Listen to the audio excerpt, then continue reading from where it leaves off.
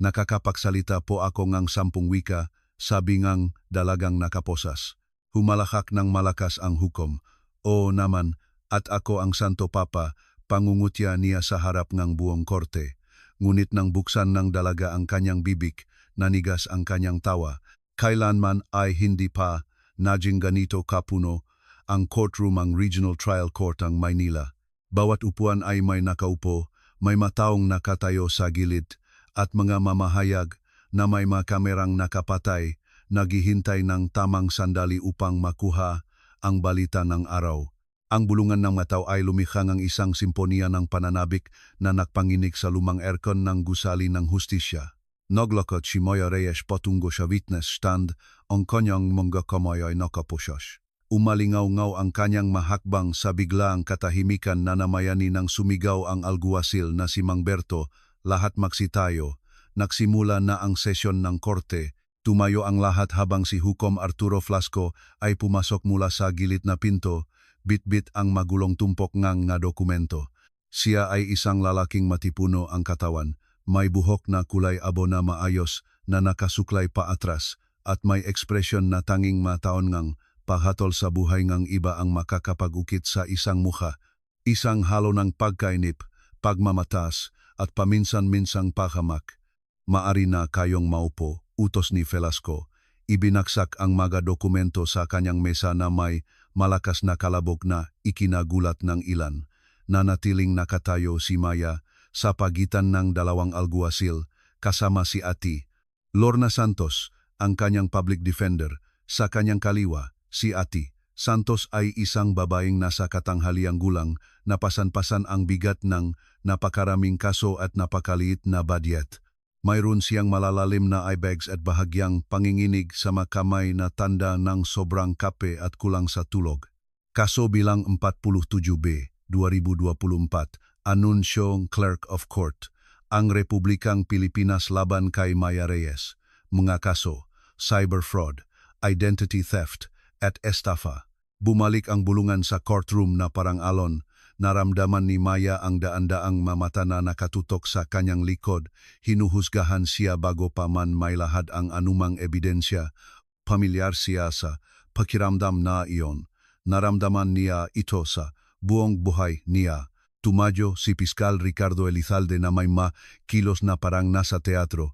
Inaayos ang kanyang kurbata na parabang siya ay isang aktor sa unang gabi isang dula. Siya ay isang payat na lalaki, matutulis ang matampok ng mukha na nagsasalita na may puntong mayaman na agad na nagtatakdang mga herarkiya sa anumang silid. Kagalang-galang na hukom, simula ni Elizalde na may malakas na boses. Nasa harap natin ang isang dalaga na nagsagawa ng isa sa mga pinakadetalyadong panloloko na nakita ng korteng ito. Sa loob ng maraming buwan, nagpanggap si Binibining Reyes bilang isang certified translator, nag-alok ng mga serbisyo sa mga multinasyonal na kumpanya, institusyong pang-edukasyon, at maging sama ahensya ng gobyerno. Huminto siya ng may drama, dahan-dahang naglalakat sa harap ng hurado. Naniningil siya ng libu-libong piso para sa mga pagsasalin na di umano'y ginawa niya sa 10 iba't ibang wika. 10 kagalang-galang na hukom. Ngunit ang katotohanan ay halos hindi natapos ang dalagang ito ang high school at wala siyang anumang sertipikasyon, titulo o kredensyal na magpapatunay sa kanyang di umano'y kakayahang linguistiko. Lumingon si Elizalde kay Maya na may ngiti na nakpapanggap na maawain ngunit nakpapakita ng pagmamaliit. Naintindihan namin na ang pangangailangang pinansyal ay maaring magudyok sa mga tao na gumawa nga maling desisyon, ngunit ang panloloko ay panloloko anuman ang sitwasyon. Hinigpitan ni Maya ang kanyang kamao sa loob ng posas. Bawat salita ng piskal ay parang martilyo na pumupukpok sa kanyang dignidad, hindi dahil totoo ang mga ito, kundi dahil tila walang sinuman ang interesado na pakinggan ang kanyang panig. Tiningnan ni Hukom Velasco ang mga dokumento na may ekspresyong pagkabagot na parabang isa na namang ordinaryong kaso ito sa kanyang walang katapusang listahan ng matungkulin. Humikap siya ng hindi man lang nag-abalang takpan ang kanyang bibig. Mayroon bang sasabihin ang depensa bago tayo magpatuloy? Tanong niya sa monotonong tono nang hindi man lang inaangat ang tingin mula sa mga papel. Tumikhim si Ate Santos. Nanginginig ang kanyang makamay habang hawak ang kanyang luma at gasgas na kwaderno. Kagalang-galang na hukom, iginigit ng aking kliyente ang kanyang kawalang sala. Ang makasong isinampa ay batay sa mga hindi pagkakaunawaan at kakulangan sa komunikasyon sa kanyang mga employer. Handa si Binibining Reyes na patunayan na taglay niya ang mga kakayahang sinasabi niya. Patunayan, sa wakas ay itinaas ni Velasco ang kanyang tingin. Ang kanyang nga kilay ay tumaas na may mapanuksong interes. At paano niya eksaktong balak patunayan na nakakapagsalita siya ng 10 wika? Kakantahan niya ba tayo sa bawat isa? Ilang nerbiyosong tawa ang maririnig mula sa publiko. Ngumiti ang hukom, nasisiyahan sa kanyang sariling biro. Kagalang-galang na hukom, nang may buong pagalang, sinubukan ni Ate Santos na magpatuloy, ngunit pinutol siya ni Velasco sa isang kumpas ng kamay. Attorney Santos, nasuri ko na ang kasong ito. Ang kliyente ninyo ay 23 taong gulang, lumaki sa isang maralitang komunidad at ayon sa mga tala, nagtrabaho bilang tagalinis ng opisina bago itong diumanoy negosyo ng pagsasalin. Tumingin siya ng direkta kay Maya. Walang anumang talang pag-aral sa kolehiyo, walang internasyonal na sertipikasyon, walang anuman na magmumungkahi na ang dalagang ito ay makakapagsalita man lang ng 3 wika, lalo na ang 10. Dun itinaas ni Maya ang kanyang ulo, ang kanyang nga mata, na nanatiling nakatutok sa sahig sa buong pagdinig, ay direktang sumalubong sa mga matang hukom. May apoy sa tinging iyon. May mga taon kahihiyan, ang pagiging minamaliit, ang pagiging invisible. Pahintulot na magsalita, kagalang-galang na hukom, sabi niya sa isang malinaw at matatag na boses. Nagulat si Velasco. Karamihan sa mga akusado ay nananatiling tahimik sa mga paunang pagdinig, hinahayaan ang kanilang nga abogado na magsalita para sa kanila. Ngunit mayroong isang bagay sa paraan ng pagtingin ng dalagang ito na nagdulot sa kanya ng halo-halong inis at pag-uusisa. Mayroon ka bang mahalagang idadagdag sa kaso? Tanong niya na may pag-aalinlangan. Nakakapagsalita po ako ngang 10 wika. Binikas ni Maya ang bawat salita ng may kristal na kalinawan, walang bahid ng pagdududa sa kanyang boses. At maaari ko itong patunayan dito mismo. Ngayon din, kung papayagan ninyo ako, kagalang-galang na hukom. Ang katahimikang sumunod ay napakalalim na maririnig, ang ugong ng fluorescent na ilaw sa kisame. Ang lahat ng naroon ay yumuko na parabang ang buong universo ay nagpipigil ng hininga. At pagkatapos, ginawa ni Hukom Arturo Velasco ang isang bagay na hindi inaasahan ng sinuman. Inihilik niya ang kanyang ulo at humalakak ng malakas. Hindi ito isang magalang o pigil na tawa. Ito ay isang malakas, halos histrikal na halahak na nagpanginig sa kanyang matipunong katawan sa upuan. Hindi ka panipaniwala, bulalas niya sa pagitan nga tawa. Pinupunasan ang mga luha sa kanyang mga mata gamit ang isang panyo. Ang akusado ay gustong patunayan sa atin na nakakapagsalita siyang 10 wika dito sa aking korte. Sumali ang ibang tawa sa hukom. Malapat ang ngiti ni Piskal Elizalde, umiiling sa hindi paniniwala. Ang ilang miyembro ng publiko ay hayagang tumatawa. Ang iba ay bumubulong ng mamapanuksong komento. Binibining Reyes.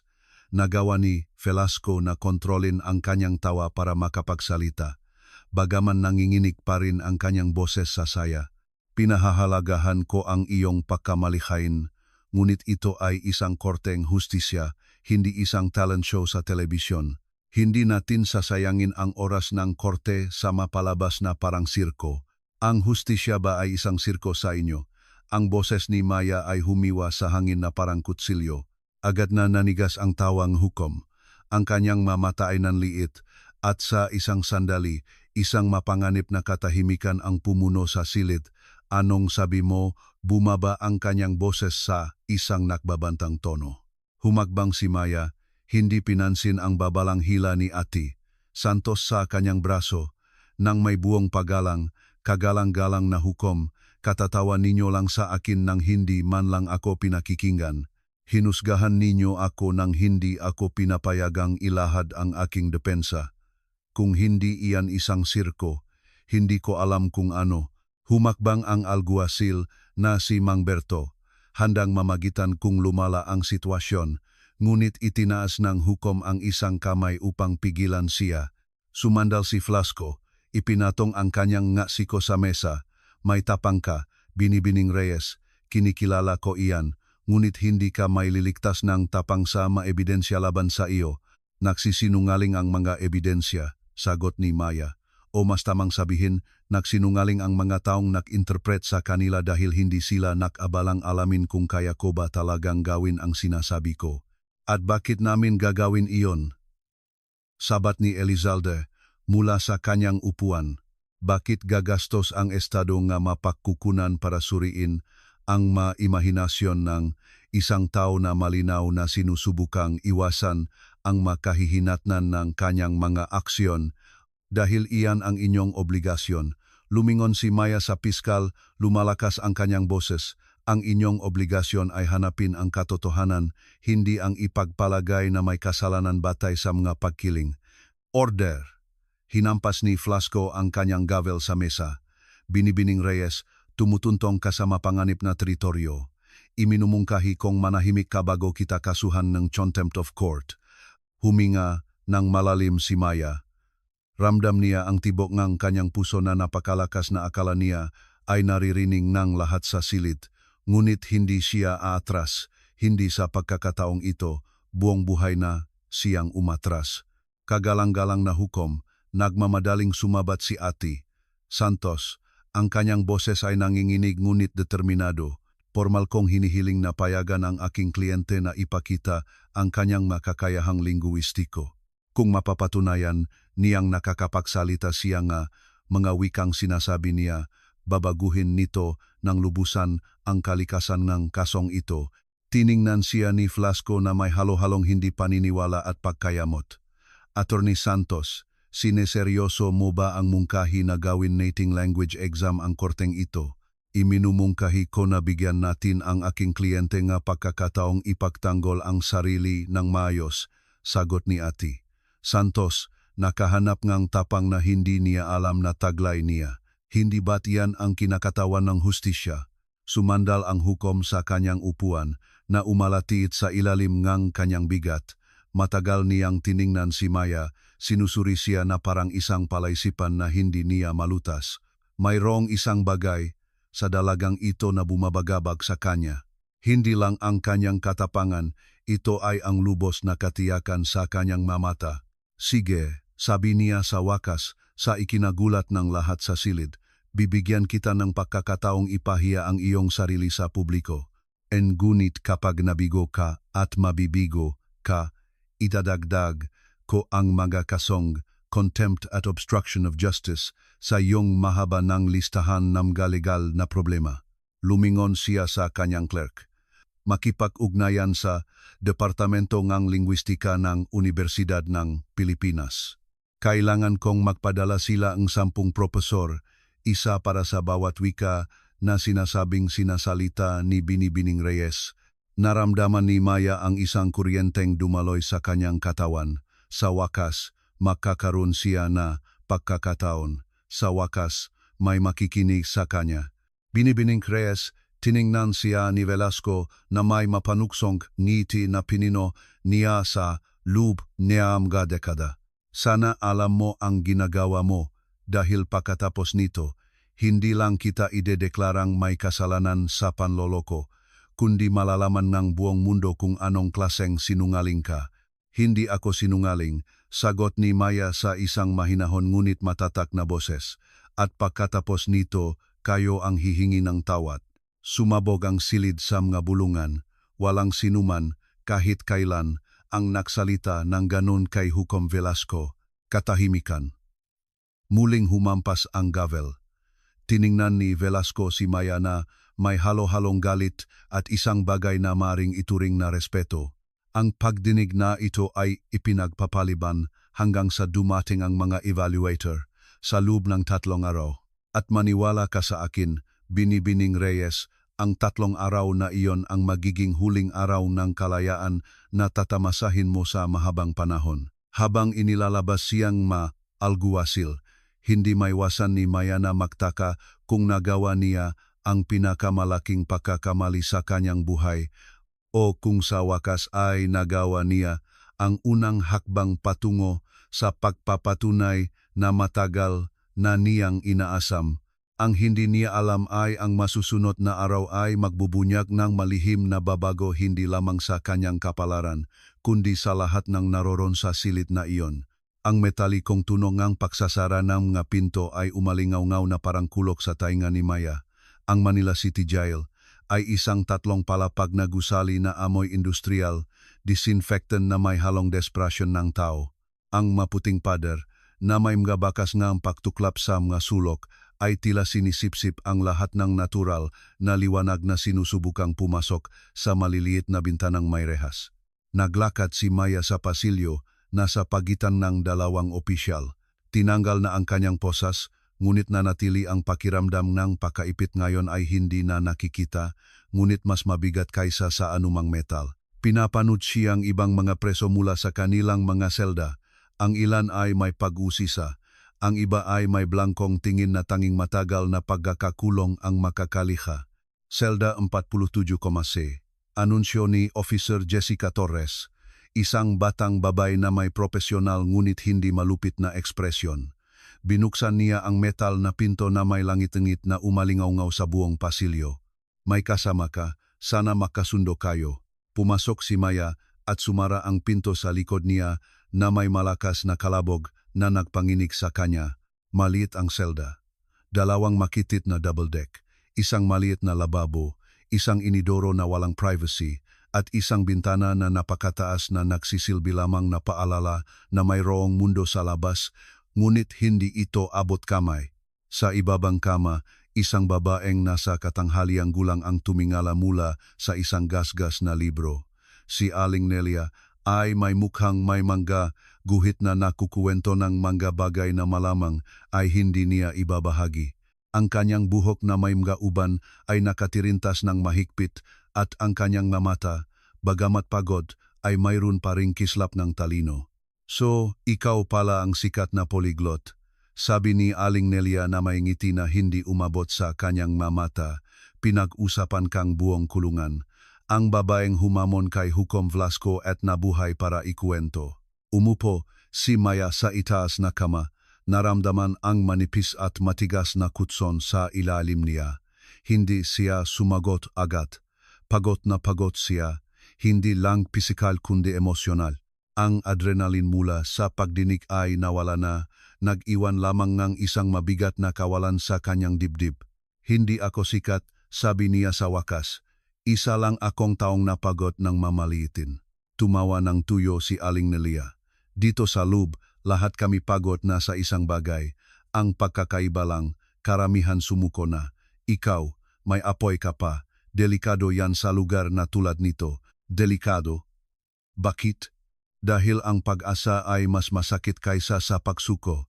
Isinara ni Aling Nelia ang kanyang libro.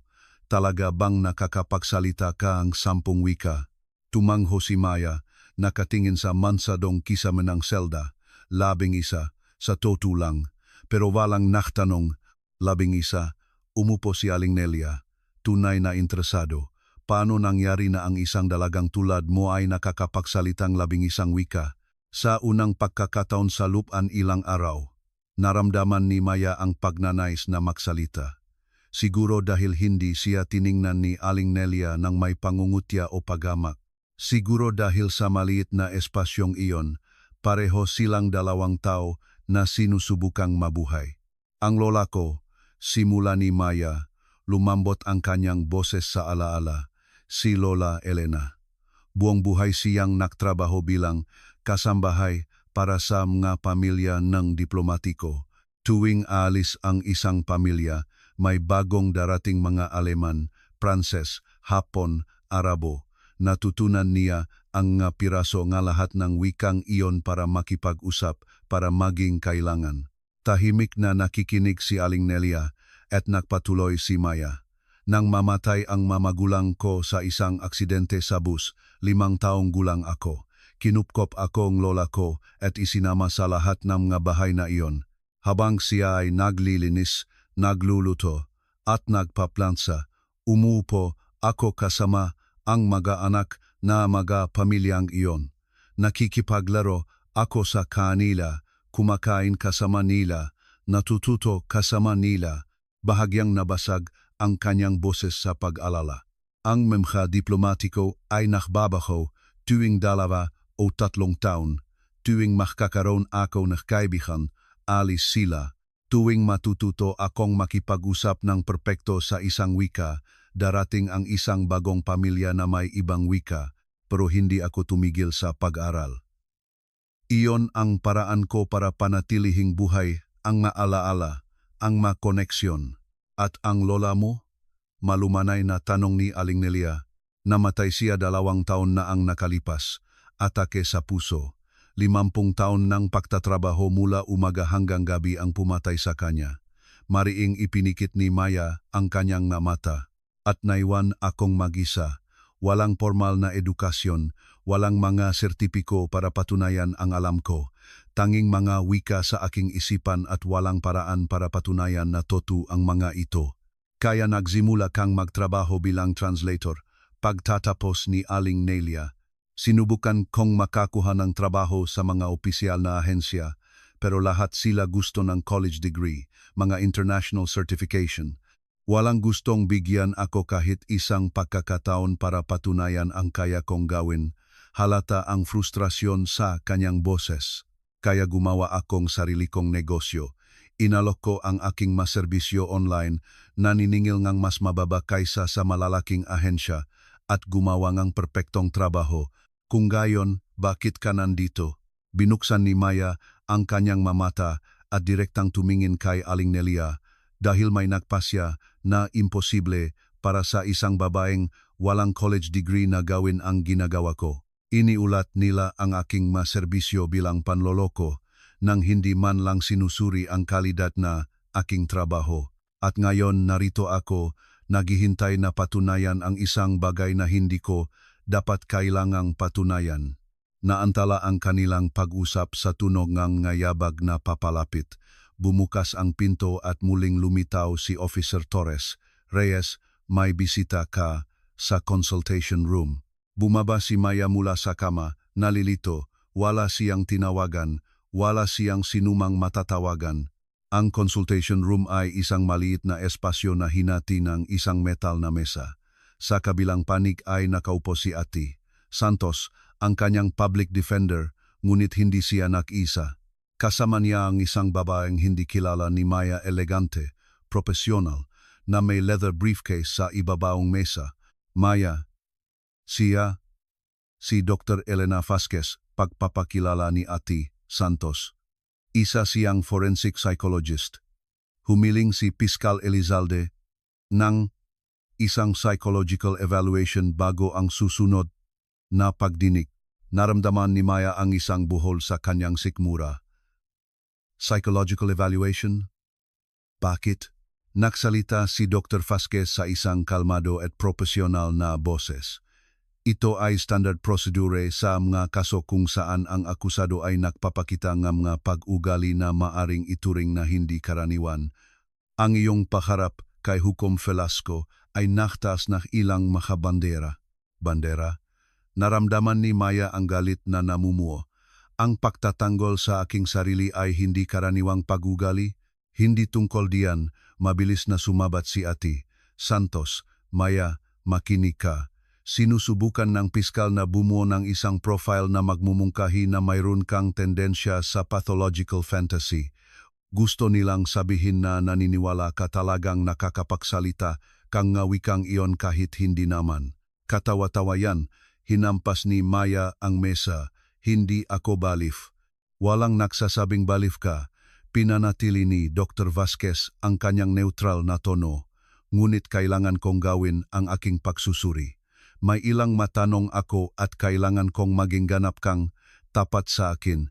Sa sumunod na oras, sinagot ni Maya ang tanong-sunod na tanong tungkol sa kanyang pagkabata. sa pagkamatay ng kanyang magulang, sa paninirahan sa kanyang lola, sa pag-aral ng mawika, sa pakiramdam na nag-iisa, sa kanyang matakot, pangarap at frustrasyon. Si Dr. Vasquez ay masusing kumukuhang ng ngatala, ang kanyang ekspresyon ay imposibleng basahin. Isang huling tanong, sabi niya sa wakas, naramdaman mo na ba na hindi ka naiintindihan ng mga tao, na nabubuhay ka sa isang mundong iba sa kanila? Nag-isip ng mabuti si Maya bago sumagot. Araw-araw sa buhay ko, ngunit hindi dahil baliw ako, kundi dahil nabuhay ako sa mga mundo na hindi mararanasan ng karamihan. Nagsalita ako sa mga wika na hindi matututunan ng karamihan. Nakita ko kung paano makabuo nga tulay o maktayo nga mga pader ang mga salita. Kaya nabubuhay ako sa isang ibang mundo, ngunit ito ay toto, kasing toto ng pakiling na nagdala sa akin dito. Isinarang doktora ang kanyang kwaderno. Salamat sa iyong kooperasyon, Maya. Ipapakita ko ang aking ulat bago ang pagdinig. Nang umalis siya, lumapit si Ati Santos kay Maya. Ang kanyang ekspresyon ay nag-alala. Mayroon pa akong kailangan mong malaman. Nakipag-ugnayan si Hukom Velasco sa Universidad NG, Pilipinas, ngunit hindi lang para kumuha ng mga evaluator. Anong ibig mong sabihin? Inimbestigahan niya ng mas malalim ang iyong background. May nakita siya, naglabas si Ati Santos ng ilang dokumento mula sa kanyang bag. Ilang taon na ang nakalipas. Nung 16 ka, nag-apply ka para sa isang scholarship sa International Language Academy. Natatandaan mo ba? Dahan-dahang tumango si Maya. Tinanggihan nila ako. Sabi nila, hindi makatotohanan ang aking aplikasyon dahil sinabi kong napakaraming wika ang kaya kong salitain para sa edad ko. Eksakto. At ginagamit iyon ni Velasco bilang ebidensya na matagal ka nang nagsisinungaling tungkol sa iyong makakayahan. Sinasabi niya na ito ay isang pattern ng mapanlinlang na pag-uugali. Tila lumiit ang silit sa paligid ni Maya. Sa tuwing sinusubukan niyang sumulong, itinutulak siyang sistema paatras. Bawat pagtatangkang patunayan ang kanyang halaga ay nagiging isa pang ebidensya laban sa kanya. Mayroon pa ba? Tanong niya, takot sa sagot. Nag-alinlangan si Ati Santos bago magpatuloy. Ang mag-evaluator na darating, partikular na hiniling ni Velasco, ang mapinakamahigpit na propesor, kilala sa pagiging sobrang istrikto. Hindi sila darating para bigyan ka ng patas na pagkakataon, Maya. Darating sila para wasakin ka. Ang katahimikang sumunod ay nakakabingi. Naramdaman ni Maya ang bigat ng buong sistema na hustisya na pumipiga sa kanya. Sinusubukang durugin ang kislap ng pag-asa na nagniningas pa rin sa kanyang dibdib. Gaano katagal pa ang meron ako? Tanong niya sa wakas. 2 araw pa. Ang pagdinig ay sa makalawa. Kung gayon, kailangan kong gamitin ang bawat segundo. Tumayo si Maya, nabago ang kanyang determinasyon sa kabilang lahat. Ati Santos, kailangan mo akong ihanap ng isang bagay. Mga libro, mga materyales sa pag-aaral, sa lahat ng wika na mahahanap mo. Kung gagawin nilang mahirap ito, maghahanda ako ng higit pa sa dati. Tiningnan siya ni Ati Santos na may halo-halong paganga at kalungkutan. Maya, kahit na mapatunayan mong nakakapagsalita ka ng wikang iyon, may iba pang kaso ang piskal. Ang makliyente na nagulat ng panloloko, ang mga reklamo tungkol sa maling pagsasalin. Maling pagsasalin? Putol ni Maya. Anong maling pagsasalin? May 3 kliyente na nagsasabing ang pagsasalin na ginawa mo ay may malubhang pagkakamali na nagdulot sa kanilang pagkalugi at pinsala sa reputasyon. Naramdaman ni Maya na parang sinuntok siya sa sikmura. Impossible. 3 beses kong sinusuri ang bawat pagsasalin. Meticulous ako. Kailanman hindi ako magbibigay ng isang bagay na may malubhang pagkakamali. May kopya ka bang mga pagsasalin na iyon? Lahat nasa computer ko. Pero kinumpis ka itong pulisya bilang ebidensya. Nagnota si Ati Santos, hihilingin kong magkaroon ng akses sa mga file na iyon. Kung mapapatunayan nating tama ang mapagsasalin, mabubuwak nito ang bahagi ng akusasyon ng piskal. Nang bumalik si Maya sa kanyang selda, nakihintay si Aling Nelia na may mausisang ekspresyon, masamang balita, palala ng palala, bumaksak si Maya sa kanyang kama. Hindi lang kailangan kong patunayan na nakakapagsalita, akong sampung wika sa harap ng mga propesor na nakpasya ng nagsisinungaling ako.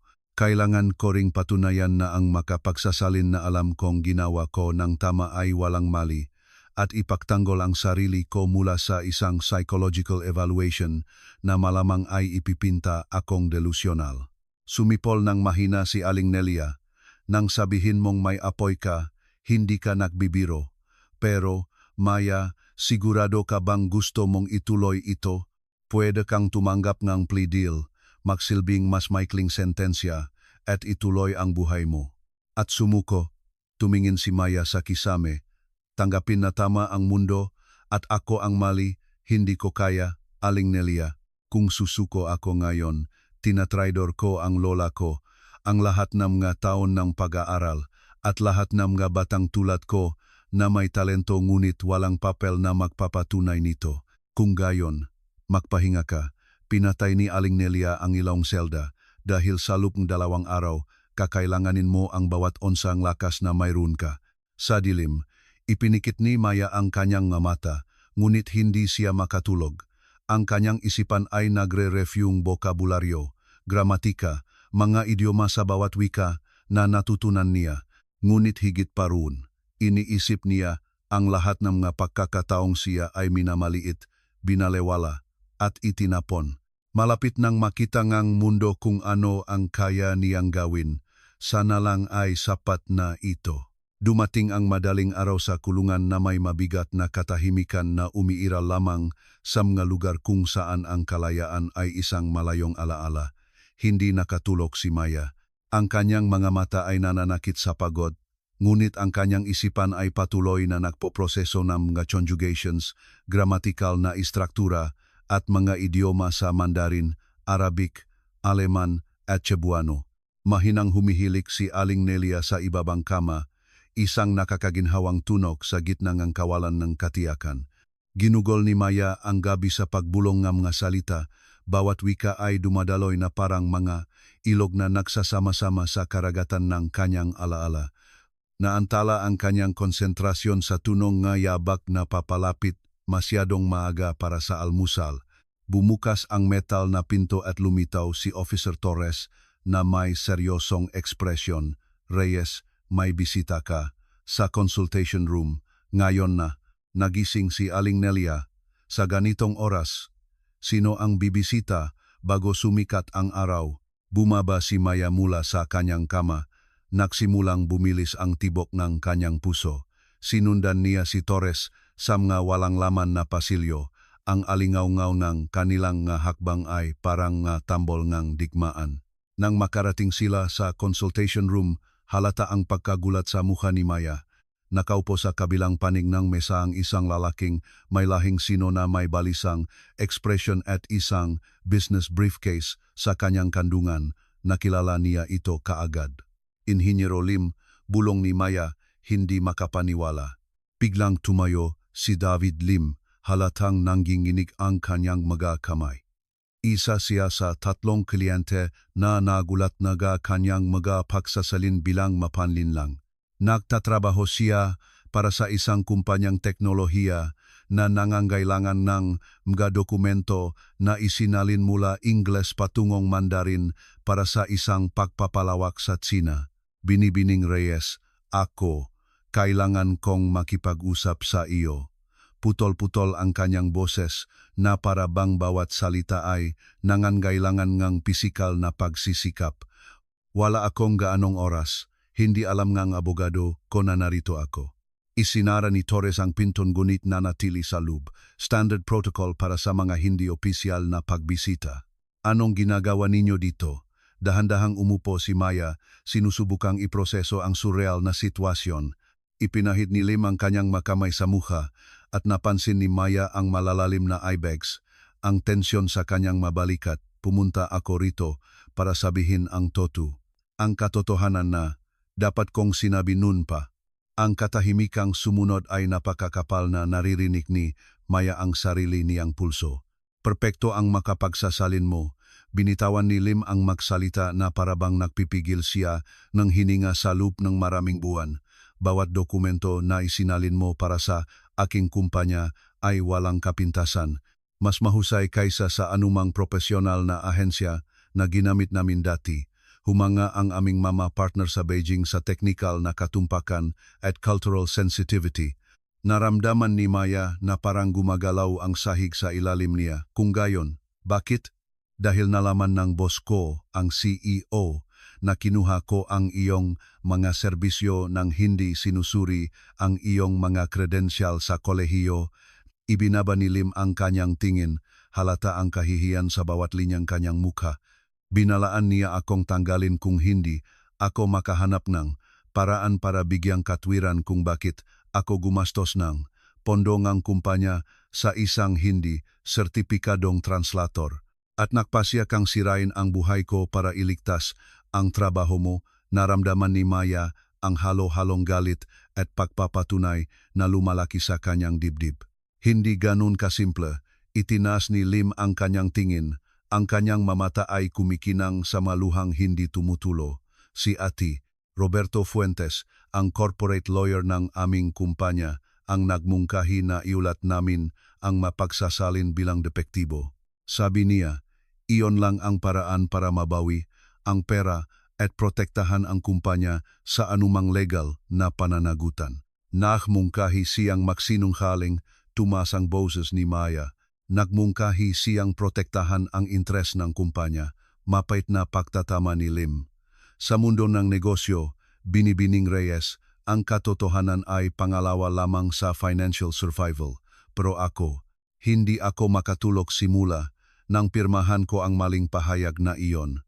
Mayroon akong anak na babae na kaedad mo. Tuwing tinitignan ko siya, nakikita ko ang mukha mo sa balita, ipinapahiya sa publiko para sa isang bagay na hindi mo ginawa. Huminga ng malalim si Maya, sinusubukang kontrolin ang emosyon na nagbabantang umapaw. Bakit ninyo ito sinasabi ngayon? Bakit hindi bago ang paglilitis? Dahil duwag ako, aminado ni Lim na may basag na boses. Dahil kailangan ko ang aking trabaho, ang aking sahod, ang aking reputasyon. Ngunit ang makita ang ginawa nila sa iyo, ang makita si Hukom Velasco na tumatawa sa iyo sa telebisyon, sobra na. Sinabi sa akin ng asawa ko kagabi na hindi na siya makakapamuhay kasama ang isang lalaking walang dangal at tama siya. Naglabas siya ng isang makapal na sobre mula sa kanyang briefcase. Nandito ang lahat. Mga kopya ng orihinal na pagsasalin na may mga pag-apruba mula sa aming mga partner sa Beijing. Mga email kung saan partikular nilang pinupuri ang iyong trabaho. At ang aking sinimpang salaysay, inamin na naksinunggaling ako sa ilalim na corporate pressure. Kinuha ni Maya ang sobranamay nanginginig na mga kamay. Mabigat ito, punong nga pahina na maring ganap na baguhin ang kanyang kaso. Inhinyero Lim, naiintindihan ninyo ba kung ano ang ibig sabihin nito para sa inyo? Malumanay niyang tanong. Ang pag-amin sa perjury ay maaring magdala sa inyo sa bilangguan. Alam ko, mapait na ngumiti si Lim. Ngunit mas gugustuhin kong makulong na may buong dangal kaysa malaya bilang isang sinungaling. Karapat-dapat ang aking anak sa isang ama na may pagmamalaki niya. Lumapit si Torres sa mesa. Ginoo, kailangan ko na kayong ihatid palabas. Irregular na ang pagbisitang ito. Tumayo si Lim, ngunit bago umalis, direktang tumingin siya sa mga mata ni Maya. Binibining Reyes, ikaw ay pambihira. Huwag mong hayaan ang sinuman na kumbinsihin ka nga iba. At kung papayagan mo akong isang payo, kapag nasa korte ka bukas, huwag mo lang patunayan na nakakapagsalita kang ngawikang iyon. Ipakita mo kung bakit ito mahalaga. Ipakita mo na ang tunay na talento ay hindi nangangailangan ng mga sertipiko para maging balido. Nang umalis siya, naiwan si Maya sa silid, hawak ang sobre na parang isang salbabida. Ang maluha na pinipigilan niya sa loob ng maraming araw ay sa wakas ay nagsimulang tumulo. Hindi ito maluhang kalungkutan, kundi ngang kaginhawahan na may halong galit sa lahat ng kanyang pinagdaanan dahil sa mga kasinungalingan ng korporasyon. Bumukas muli ang pinto at pumasok si Ati Santos, magulo ang buhok at may ekspresyon ng kontroladong takot. Maya, ano yon? Tinawagan ako ni Torres, sabi niya narito si David Lim. Anong gusto niya? Ibinigay ni Maya ang sobre, ang ating kaligtasan, habang mabilis na sinusuri ni Ati Santos ang madokumento, lumalaki ang kanyang mga mata sa bawat pahina. Ito ay hindi kapani-paniwala. Dito, maaari nating ganap na buwagi ng mga kaso ng panloloko. Mapapatunayan natin na tama ang mapagsasalin at gawa-gawa lang ang mga akusasyon. Pero, sapat na ba iyon? Tanong ni Maya. Kailangan ko pa ring patunayan na nakakapagsalita ako ngang ngawika at malamang sasabihin ng piskal na nagsisinungaling si Lim ngayon para tulungan ako. Tama ka, umupo si Ati Santos. Ang kanyang isipan ay mabilis na nag-isip. Kailangan natin ngang higit pa. Kailangan nating hanapin ang dalawa pang kliyente na nag-akusa sa iyo. At paano natin gagawin iyon mula rito? Inilabas ni Ati Santos ang kanyang cellphone. Ako na ang bahala, may mga kakilala ako. Kung nagkaroon ng atakeng konsensya si Lim, baka ang iba rin. Sama sumunod na oras, habang si Maya ay inihahatid pabalik sa kanyang selda, si Ati Santos ay abala sa pagtawag, pagpapadala ng mga email, at paggamit ng bawat kontak na mayroon siya sa kanyang legal na arsenal.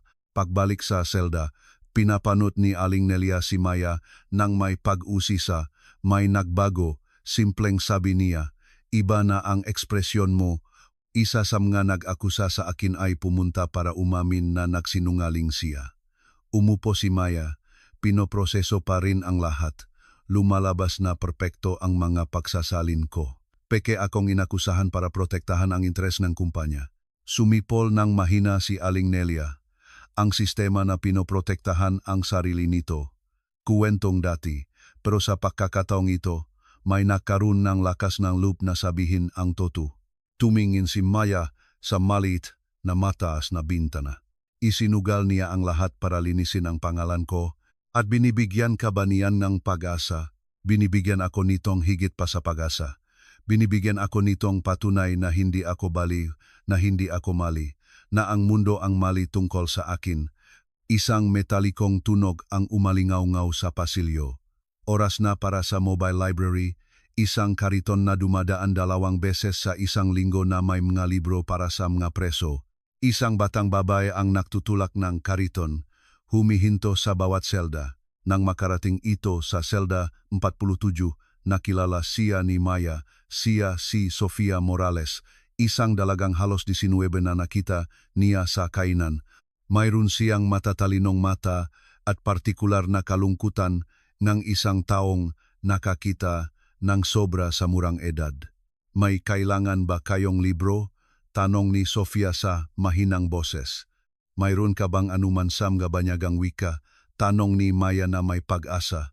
Nakningning ang mamata ni Sofia. Ikaw ba yung babaeng magpapatunay na nakakapagsalitang 10 wika? 11. Sa tutulang, mayroon akong para sa iyo. Lumingon si Sofia sa makabilang gilid ng pasilyo bago maglabas ng isang pakete na nakabalot sa papel. Pinadala ito ng abogado mo. Bawal ito, pero naniniwala ako sa pangalawang pagkakataon. Binuksan ni Maya ang pakete at nakakita 6 na libro sa iba't ibang wika. Mandarin, Arabic, Ruso, Aleman, Pranses at Portuges. Hindi ito maordinaryong libro, kundi makumplikadong legal na teksto. Sabi nga abogado mo, magsanay ka sa mga ito, bulong ni Sofia. Ang maprofesor bukas ay susubukang patalisurin kagamit ang espesyal na teknikal na bokabularyo. Paano mo nalaman? Dahil isa sa kanila, si Profesor Armando Vicente, ay pumunta rito para sa isang legal na konsultasyon ilang araw na ang nakalipas.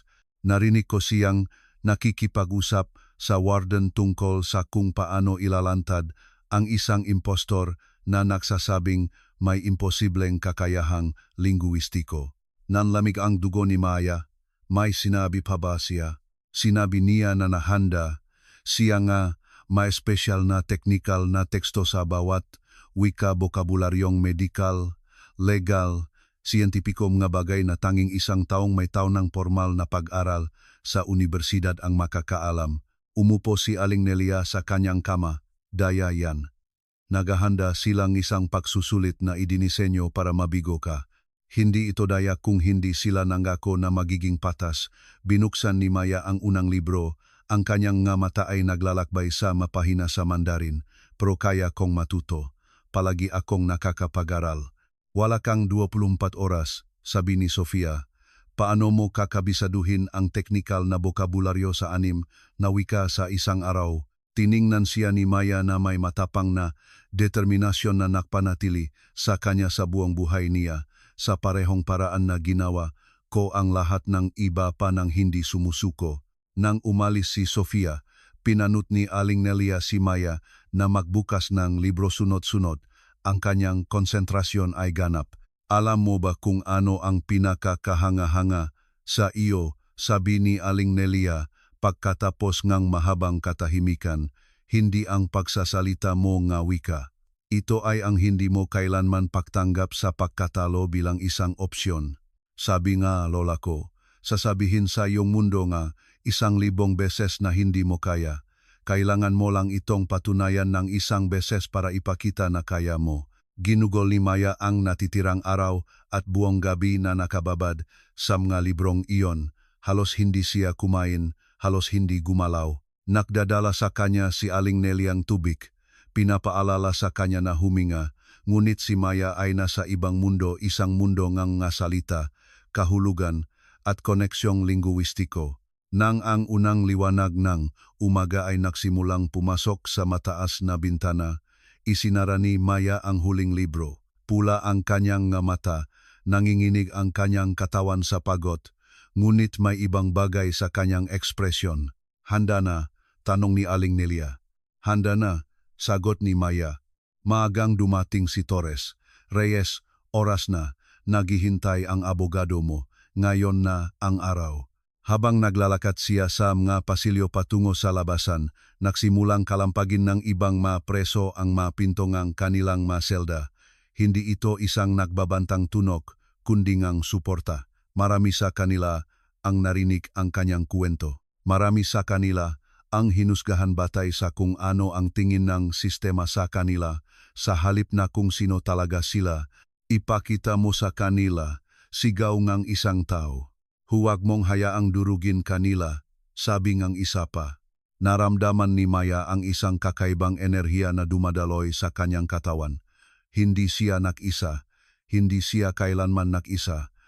Lahat ng mga walang pangalang mukha sa likod ng mga metal na pinto ay mga paalala na mayroong iba pang mga taong tulad niya na hihintay ng pagkakataong patunayan ang kanilang katotohanan. Naghihintay si Ati. Santos sa kanya sa processing area na may isang hindi inaasahang bagay, isang maleta. Ano ito? Tanong ni Maya. Ang iyong kinabukasan, kung magiging maayos ang lahat, binuksan ni Ati. Santos ang maleta, nagpapakita ng isang profesional na damit. Hindi ka papasok sa korte bilang isang akusado. Papasok ka bilang profesional na ikaw.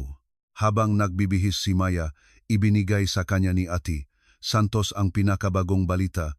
Nahanap ko ang pangalawang kliyente. Handa siyang tumestigo na pekerin ang kanyang akusasyon. Hindi pa sumasagot ang pangatlo. Ang ngunit sapat na ang 2 sa 3 para lumika ng reasonable doubt. At ang psychological evaluation, sumimangot si Ati. Santos, iniharap ni Dr. Vasquez ang kanyang ulat. Halo-halo, hindi sinasabing balif ka, pero hindi ka rin niya ganap na ipinagtatanggol. Sinasabi nito na mayroon kang dikumbensyonal na personalidad na may mataas na tiwala sa mga kakayahang natutunan sa sarili. Iyon ay isang magarbong paraan lang ng pagsasabing hindi sila nagtitiwala sa akin. Eksakto, kaya kailangan mong maging perpekto ngayon. Hindi lang mahusay, kundi perpekto. Dinala silang sasakyan sa korte. Ang gusali ay mukhang iba sa liwanag na umaga mas kahanga-hanga, mas nakakatakot, tulad ng isang Romanong Coliseum kung saan ang mga gladiator ay nakikipaglaban para sa kanilang buhay. Ngunit si Maya ay hindi na ang parehong tao na pumasok doon ilang araw na ang nakalipas. Ngayon ay mayroon na siyang mga pruweba, may mga kakampi, at higit sa lahat, mayroon siyang katotohanan. Ang courtroom ay mas puno pa kaysa sa unang pagkakataon. Puno ng mga news camera ang bawat sulok. Nagbubulungan ang mamamahayag at sa unang hanay. 10 propesor mula sa Universidad ng Pilipinas ang naghihintay na may mga ekspresyon mula sa pag-usisa hanggang sa hayagang pagamak. Pumasok si Hukom Velasco na may parehong kayabangan, ngunit nang maktama ang kanilang mata ni Maya, may nakbago sa kanyang mata. Marahil ay nakilala niyang hindi ito magiging madaling tagumpay na inaasahan niya. Simulan na ang palabas, bulong niya, hinahampas ang kanyang gaffel. At nagsimula ang araw na makbabaho sa lahat. Ang gaffel ni Hukom Velasco ay umalingaw na parang putok na baril sa siksikang courtroom. Ang bulungan na mga tao ay agad na huminto, pinalitan ng isang tensyon na napakakapal na tila nanginginig ang hangin sa pananabik. Katahimikan sa korte. Binikas ni Velasco ang masalita na may autoritatibong tono na pinino niya sa loob ng mga dekada. Tiningnan niya ang mataw bago tumuon sa 10 propesor na nakaupo sa isang espesyal na hanay. Mga propesor mula sa Universidad ng Pilipinas, salamat sa inyong pagdalo. Ngayon ay magsasagawa tayo ng isang pagsusuri na. Sa totoo lang, itinuturing kong isang pag-aaksaya ng oras, ngunit iginiit ng akusado na isagawa. Nakatayo si Maya sa tabi ni Ati Santos. Tuwid ang kanyang tindig sa kabilang pagod na nararamdaman niya sa bawat hiblang kanyang katawan. 24 na oras na walang tulog, nag-aral ng teknikal na bokabularyo na abutin ng taon para sa karamihan ngunit hindi siya karamihan. Tumayo si Profesor Armando Vicente, inaayos ang kanyang salamin na may kilos na nagpapahiwatig na akademikong superioridad. Siya ay payat, may maitim na buhok na may gel, at may ekspresyon ng isang taong naniniwala na ang formal na kaalaman lang ang balido. Kagalang-galang na hukom, simula niya sa isang malinaw at akademikong boses. Ang aking makasamahan at ako ay naghanda ng isang serye na mahigpit na pagsusuri. Hindi ito simpleng pakikipag-usap sa iba't ibang wika, kundi pagpapakita ng teknikal na kahusayan, malalim na pag-unawa sa kultura, at kakayahang maksalin ng nga espesyal na paksa.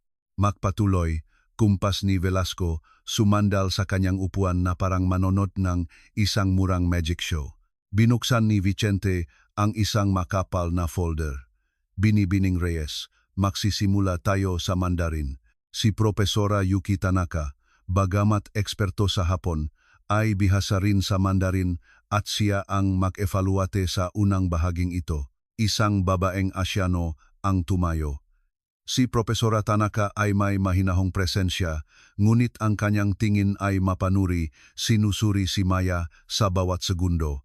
Nagsalita ang propesora sa perpektong Mandarin, hinihiling kay Maya na basahin ang isang tekstong medikal at ipaliwanag ang kahulugan nito sa Tagalog. Inabutan siya ng isang dokumento, kinuha ito ni Maya. Ito ay isang komplikadong tekstong medikal tungkol sa mga pamamaraan sa cardiovascular na puno ng teknikal na terminolohiya. Nagpigil ng hininga ang korte.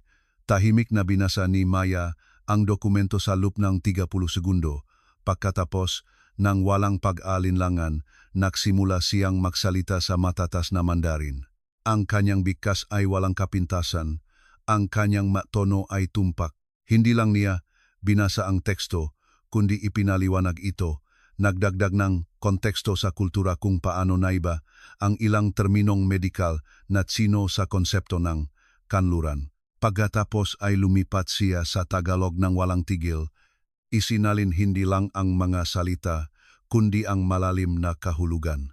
May ibinulong ang propesora kay Vicente sa Mandarin, sinasabing ang bigkas ni Maya ay perpekto at imposible, para sa isang taong walang formal na pagsasanay.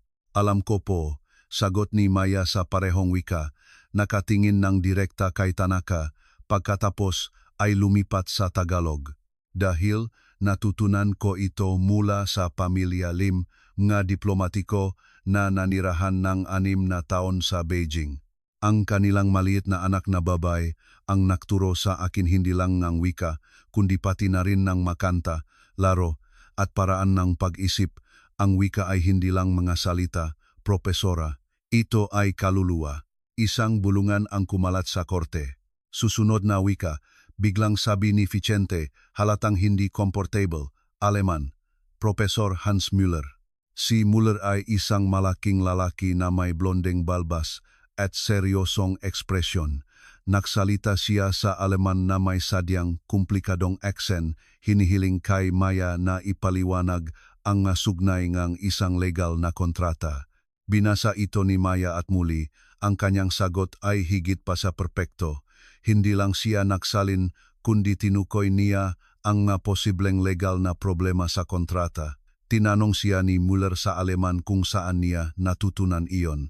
Sumagot si Maya sa matatas na Aleman bago isalin sa Tagalog, mula sa pamilya Schneider. Ang Ginoong Schneider ay isang international lawyer. Pinaupo ako ng kanyang asawa sa kanyang opisina habang siya ay nagtatrabaho. 10 taong gulang ako at binabasa ko ang kanyang kontrata habang akala niya ay nagdo-drawing lang ako. Natutunan ko na ang legal na Aleman ay parang isang puzzle kung saan bawat salita ay may eksaktong bigat. Luhang nanonood si Ati Santos, hindi lang kakayahan ang ipinapakita ni Maya kundi kadalubhasaan, Arabic, halosidura ni Vicente ang salita. Profesora Amira Hassan, nagsalita si Hassan sa klasikong Arabic, hinihiling kay Maya na basahin ang isang relihiyosong teksto. Ipinikit ni Maya ang kanyang mata at nang buksan niya ang ito, nagsimula siyang bumikas sa Arabic. Ipinaliwanag niya ang maraming antas niga interpretasyon. Paano ito posible? Tanong ni Hassan. Pamilya Al-Rahman, malumanay na sagot ni Maya. Ang ama ay isang imam. Itinuro niya sa akin na ang Arabic ay hindi lang isang wika, ito ay isang paraan ng pagtingin sa universo. Hindi na sumasandal si Hukom Velasco, nakayuko na siya, ang kanyang ekspresyon ay nagbago mula sa pangungutya tungo sa hindi sinasadyang paggalang. Sunod-sunod, ipinakita ng profesor ang kanilang hamon. Ruso na may komplikadong panitikan, Pranses na may terminolohiya sa pagluluto, Cebuano na may mga idiomang rehiyon, Ilocano na may mga formal na antas. Sa bawat pagkakataon, hindi lang natutugunan ni Maya ang inaasahan, kundi nilalampasan pa niya ang ito, idinadagdag ang personal na kuwento ng kanyang pag-aaral. Nang hilingin sa kanya ngang profesor Cebuano na ipaliwanag ang isang tula, hindi lang isinalin ni Maya ang masalita, kundi nakuha niya ang dugo at kaluluwa ng wika, ipinapaliwanag ang kontekstong Bisaya. Si Manang Inday, paliwanag niya, kapwa kasambahayng lola ko, taga Cebu siya. Kinakantahan niya ako lumang awiting Bisaya habang naglalaba kami. Sabi niya, kung hindi mo maramdaman ang dagat sa masalita, hindi mo talaga naintindihan ang Cebuano. Ngunit pagkatapos ay dumating ang sandali na magbabago sa lahat. Ang huling wika ay Espanyol. Si Vicente, nabihasa rin sa Espanyol, ang personal na humarap sa pagsusulit na ito. Inilabas niya ang kanyang masterstroke. Binibining Reyes, sabi niya na may ngiti. Ang huling tekstong ito ay isang sinaunang pilosopikal na tratado tungkol sa etika at hustisya. Nagsimulang magbasa si Maya at biglang nagbago ang kanyang ekspresyon, hindi ito pagkalito, kundi pagkilala. Profesor Vicente, dahan-dahan niyang sinabi, ang tekstong ito, kilala ko ang tekstong ito, kilala mo. Mayabang nangumiti si Vicente. Duda akong nakaroon ka na akses sa mga sinaunang manuskrito. Hindi ang manuskrito. Itinaas ni Maya ang kanyang tingin. Kilala ko ang pagsasalin dahil ako ang gumawa nito. Ang katahimikan sa korte ay ganap. Anong sabi mo? Kumurap si Vicente. 6 na taon na ang nakalipas, nung 16 ako, nagtrabaho ako para sa isang online translation service sa ilalim ng isang pseudonym. Isang hindi kilalang kliyente ang humiling ng pagsasalin ng pilosopikal na tratadong ito mula sa sinaunang Espanyol patungo sa modernong Filipino. Maganda ang bayat, ngunit humiling ng kumpletong pagkakakilanlan. Lumingon siya kay Vicente.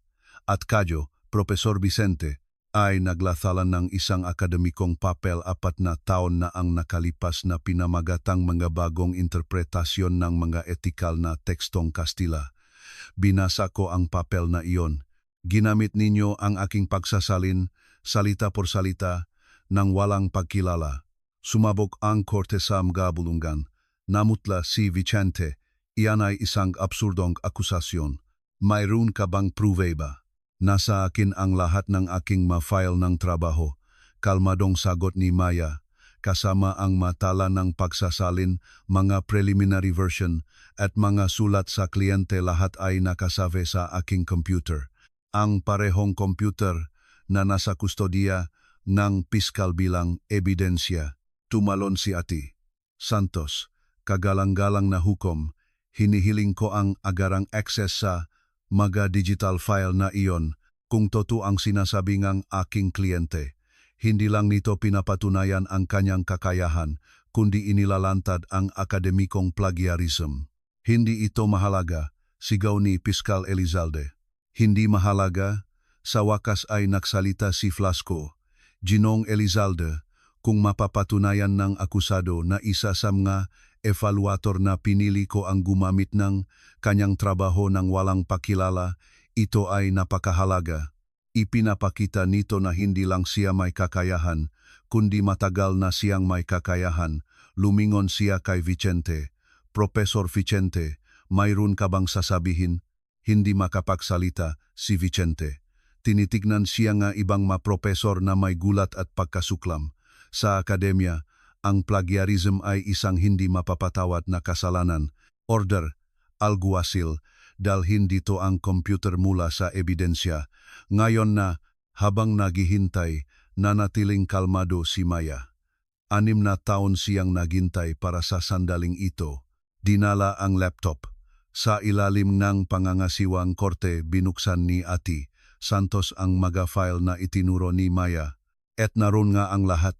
Mga preliminary version na may petsang 6 na taon na ang nakalipas, mga detalyadong tala, mga email, at ang pinal na bersyon salita por salita, kaparehong inilathala ni Vicente.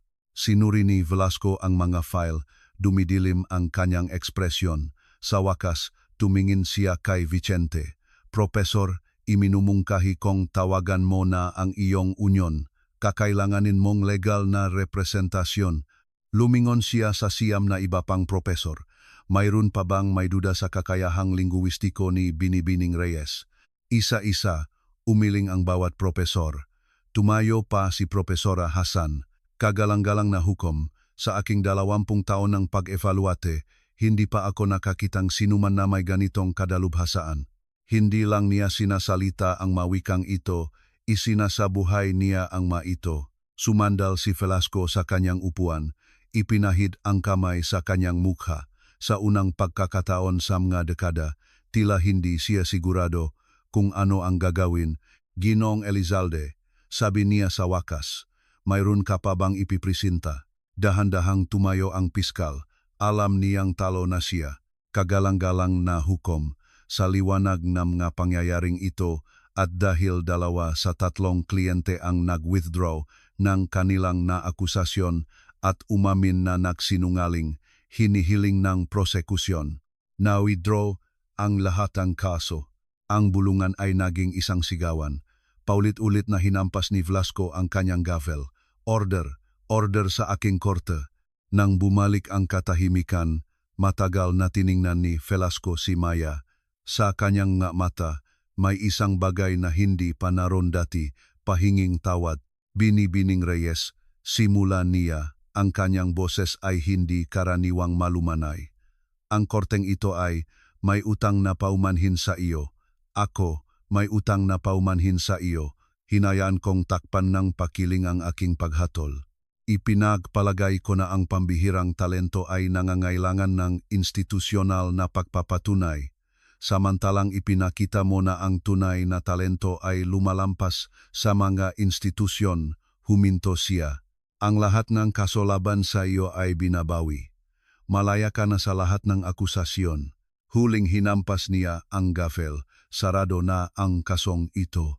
Sumabog sa palakpakan ang korte, niyakap ni Ati, Santos si Maya, parehong umiyak, nagtakbuhan ang mamamahayag, pinalibutan namga profesor si Maya, nag-alok NG paumanhin, maga-alok na trabaho at maga oportunidad. Ngunit isa lang ang nasa isip ni Maya. Sa wakas, pagkatapos ng isang buong buhay ngang pagiging minamaliit, narinig ng mundo ang kanyang boses, at ang boses na iyon ay nagsalita sa 11 wika. Bumukas ang mapinto nga Manila City Jail na may langit-ngit na parang musika. Ginawa ni Maya ang kanyang unang hakbang bilang isang malayang babae. Ang araw sa hapon ay tumama sa kanyang mukha, halos mapaatras siya. Kalayaan, pagpapatunay, hustisya. Ngunit ang eksena sa labas ay hindi ang katahimikang inaasahan niya. Daan-daang mamamahayag ang sumugot sa kanya, kumikislap ang mga kamera, nag-aalok ng mga mikropono. Binibining Reyes, anong pakiramdam mo? Maya, idedemanda mo ba si Hukom Velasco? Totubang 11 wika ang kaya mong salitain? Lumitaw si Ati, Santos sa kanyang tabi, nagsisilbing panangga, ngunit bago sila makalayo, isang eleganteng babae ang humarang sa kanila, matangkad, may pilak na buhok, at bihis na sumisigaw ngang kapangyarihan. Linda Tan, CEO, Nung Tan, Global Translation Services. Binibining Reyes, sabi niya, kailangan kitang makausap, ngayon na.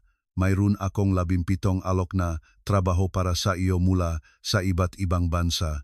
At isang bagay na mas mahalaga impormasyon tungkol sa iyong lola na sa tingin ko ay gugustuhin mong marinig. Natigilan si Maya. Ang lola ko? Anong alam ninyo tungkol sa lola ko? Hindi rito. Itinuro ni Tan ang isang itim na limosina. 5 minuto. Kung gusto mong umalis pagkatapos, personal kitang ihahatid. Sa loob ng limusina, sinabi ni Tan, 20 taon na ang nakalipas, ang iyong lola, si Elena Reyes, ay nag-apply ng trabaho sa akin, tinanggihan namin siya. 6 na wika ang kaya niyang salitain, ngunit wala siyang college degree. Nagpadala siya sa akin ng isang sulat na itinago ko sa loob ng 2 dekada. Inabot niya ang isang naninilaw na sobre. Binuksan ito ni Maya at binasa ang masalitang ang kanyang lola. Hindi ko kayo sinisisi, ngunit nais kong malaman ninyo na ilalaan ko ang aking buhay upang tiyakin na ang aking apo ay hindi kailanman magmamakaawa para sa mga oportunidad na nararapat sa kanya. Ituturo ko sa kanya ang lahat ng alam ko at balang araw. Maalala niya na ang talento ay hindi nangangailangan ng panlabas na pagpapatunay upang maging totoo. Umiyak na tinapos ni Maya ang pagbabasa. Nang makita ko ang kaso mo sa balita, patuloy ni Tan, nalaman kong ito na ang pagkakataon kong itama ang isang pagkakamali. Gusto kitang kunin hindi bilang isang translator, kundi bilang Director of Unconventional Talent para hanapin ang mataong tulad mo na binabalewalang sistema. May idinagdag si Tan, may isa pang bagay. Ang iyong lola ay nagtrabaho para sa isang pamilyang British diplomat, ang Ma Thompson, sa huling 5 taon kanyang buhay. Bigla silang umalis 3 taon na ang nakalipas. May iniwan sila para sa iyo. Nakipag-ugnayan sa akin si Mr. Thompson kahapon. Nasa lungsod siya at gusto kang makilala. Bago makasagot si Maya, sunod-sunod na tumunok ang kanyang cellphone. Isang mensahe ang nakakuha ng kanyang pansin mula sa isang international number. Binibining Reyes, ako si Agent Miguel Cruz mula sa International Refugee Organization. Ang iyong kwento ay umantik sa milyon-milyon. Mayroon kaming isang panukala na maaring magbago ng mga buhay, mangyaring makipag-ugnayan sa akin. Ipinakita ni Ati Santos ang kanyang telepono. Ang video ang pagdinig ay naging viral higit sa 15 milyong views. Ang hashtag na Justice for Maya ay trending sa buong mundo. May isa pang video. Isang leaked security footage mula sa kulungan, ipinapakita si Maya na nag-aral buong gabi, bumubulong sa iba't ibang wika. Isa ka ng simbolo ngayon, sabi ni Ati Santos. Ayokong maging simbolo, pagod na sagot ni Maya. Huli na para diyan, sabi ni Tan. Muling tumunok ang telepono. Si Aling Nelia. Maya, kailangan mong pumunta rito. Agad, tungkol ito sa warden ng kulungan. May mga lihim din siya, at sa tingin ko, konektado ito sa lola mo. Hindi ko masabi sa telepono, kailangan mong pumunta. Biglang naputol ang tawag. Bago sila makapagpasya, isang matandang lalaki ang lumitaw sa bintana ng limusin, Dr. Jose Alvarez. Ako ang personal na doktor ng pamilyang Thompson. Ginamot ko rin ang iyong lola, si Elena, sa kanyang huling buwan. May mga bagay tungkol sa kanyang pagkamatay na kailangan mong malaman, sabi ni Dr. Alvarez. Hindi siya namatay sa simpleng atake sa puso. May mga komplikasyon na may kaugnayan sa isang bagay na natuklasan niya habang nagtatrabaho para sa mga Thompson. Anong natuklasan niya? Mga dokumento. Impormasyon tungkol sa mga trafficking network na gumagamit ng mga pamilyang diplomatiko bilang takip. Iniulat ito ng lola mo, ngunit namatay siya bago siya makapagtestigo. Nanigas ang mundo ni Maya. Sinasabi ninyo bang ang lola ko ay? Hindi ko alam sigurado, sabing doktor. Ang alam ko, nagiwan siyang ebidensya na pinrotektahan ng mga Thompson, at ngayon na nasa mata kang publiko, may mga taong gustong tiyakin na hindi lalabas ang ebidensyang iyon. May iniwan siyang safe deposit box sa isang bangko sa Geneva, Switzerland. At ikaw lang ang may autorisadong buksan ito. May dinagdag si Dr. Alvarez. Ang pangatlong kliyente na nag-akusa sa iyo, si Richard Blackwood, nagtatrabaho siya para sa isang pribadong korporasyon ng seguridad na may malalalim na koneksyon sa mga diplomatikong bilog. Hindi ito nakataon. Bago pa makatawag ng pulis si Ati Santos, isang itim na van ang huminto. Bumaba ang isang lalaki na may federal ID. Ako si Agent Miguel Cruz, Binibining Reyes. Kailangan ninyong sumama sa akin. Ang inyong buhay ay maaring nasa panganib. May isang aktibong kontrata sa inyo. May gustong tiyakin na hindi kayo makakarating sa Geneva. Ang mundong kababawi pa lang ni Maya ay magiging mas mapanganib. Hindi ako alis hanggat hindi ko nakakausap si Aling Nelia, matatag na sabi ni Maya. Kailangan niya ako. Sa huli, pumayag si Agent Cruz. Pagbalik nila sa kulungan, sinalubong silang takot. Nakipag-usap sila kay Aling Nelia, na nakwento kung paano niya narinig ang warden na si Mendez na nakikipag-usap sa telepono tungkol sa matandang babay at sa mga dokumento na hindi dapat malaman ng apo. Hinarap nila si Mendez. Sa una, itinanggi niya ang lahat. Ngunit sa ilalim ng presyon mula kay Agent Cruz, bumigay siya. "Oh, kilala ko si Elena." Umiyak na sabi ni Mendez, "Nagtrabaho siya rito. Isang araw, lumapit siya sa akin na may dalang impormasyon tungkol sa mga trafficking network. Natakot ako. Ang mataong sangkot ay makapangyarihan. Kaya, iniulat ko ang kanyang intensyon sa kanila. Trinaydor mo siya, bulong ni Maya. Hindi ko alam na papatayin nila siya. Sigaw ni Mendez. Sabi nila babantayan lang siya. Habang dinadakip si Mendez, inabutan ni Dr. Alvarez si Maya ng isang maliit na sobre. Ibinigay ito sa akin ng lola mo para sa iyo kapag handa ka na. Binuksan ito ni Maya.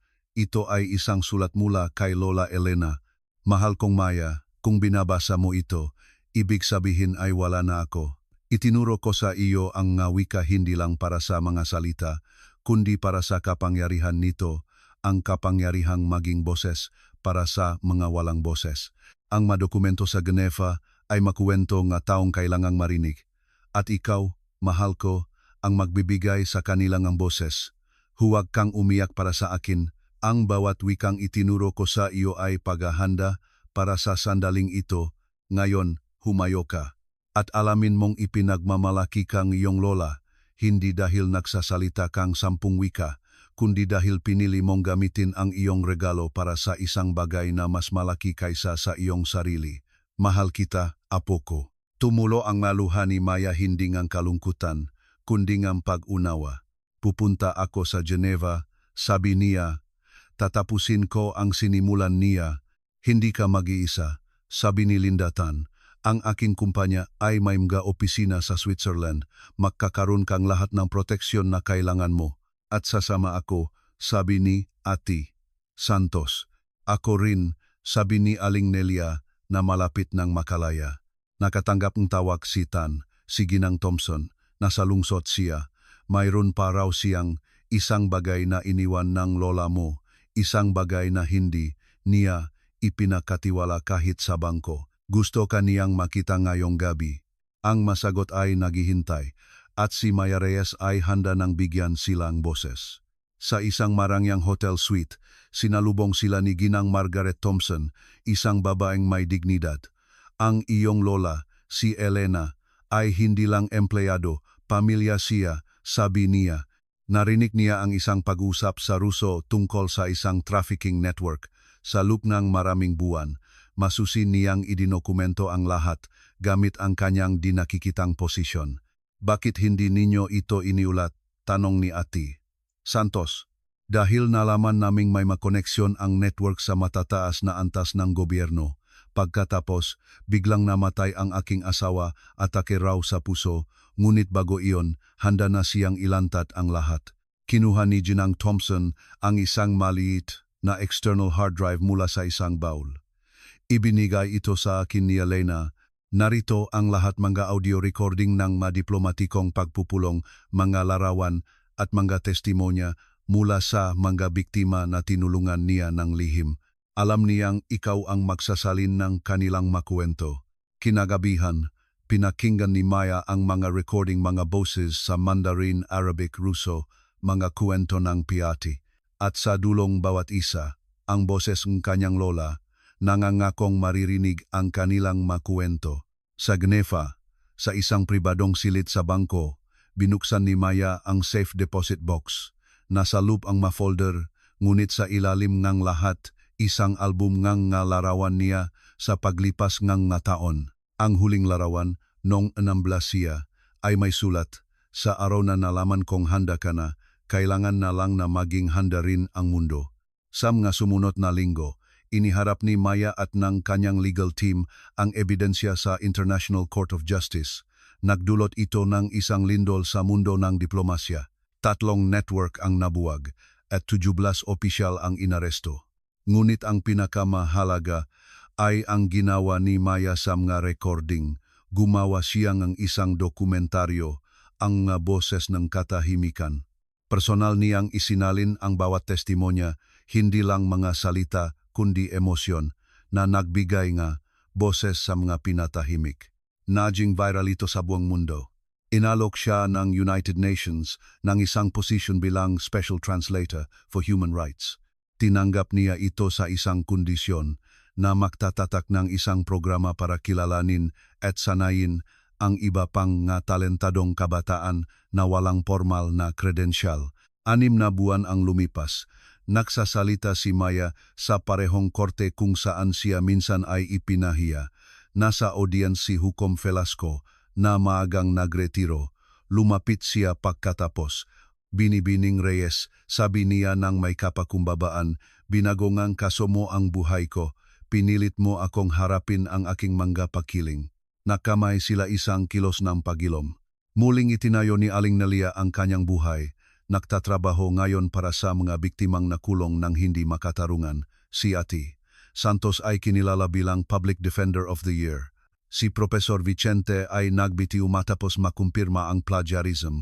At si Inhinyero David Lim ay nagtayo nga isang foundation para suportahan ang mga di-kumbensyonal na talento. 1 taon matapos siyang arestuhin, tumayo si Maya sa puntot ng kanyang lola. Lola, bulong niya, tinapos ko ang sinimulan mo. Naririnig na ngayon ng buong mundo ang maboses na pinrotektahan mo. Naglagay siya ng isang bagong larawan sa album na natagpuan niya. Isang larawan niya sa harap ng UN, napapalibutan ng mataong tinulungan niya. Tingnan mo, Lola, Ito ang binuo nating magkasama. Kinabukasan, ibinigay ni Maya ang kanyang unang klase sa programang itinatak niya. Sabing lola ko, simula niya sa 30 kabataan na may pambihirang talento. Ang talento ay hindi nangangailangan ng masertipiko para maging totu. Kailangan lang nito nga pagkakataong magniningning. Lumaki ang kanyang programa sa buong mundo. Sa isang seremonya, habang tinatanggap ang International Human Rights Award, hindi niya pinag-usapan ang kanyang nga nagawa, kundi ang kanyang lola. Ang parangal na ito ay hindi sa akin, sabi niya, nanginginig ang boses. Ito ay para sa kanya at para sa bawat isa na minsan nang minamaliit, binalewala at pinatahimik. Kinagabihan sa kanyang apartment sa Geneva. Tumunog ang kanyang telepono. Isang 16 taong gulang na babae mula sa isang maliit na baryo sa Mindanao. Ako po si Maria. Nakakapagsalita akong 5 wika na natutunan ko sa mga turista. Sabi po ninyo, binigyan ninyo akong pag-asa. Pwede po ba akong mag-apply sa programa ninyo? Napangiti si Maya, may luha sa kanyang mamata. O naman, Maria, ikuwento mo sa akin ang iyong istorya. At habang nakikinig siya, naunawaan ni Maya na ito ang tunay na pamanang kanyang lola. Ang pag-asa ay dumarami at sa isang lugar, sigurado si Maya nakangiti ang kanyang lola Elena. Dahil sa huli, hindi ito isang kwento tungkol sa mga wika o kawalang katarungan. Ito ay isang kwento tungkol sa pag-ibig, isang pag-ibig na isinalin sa 11 wika at 1,000 gawang katapangan at nagliwanag sa mundo.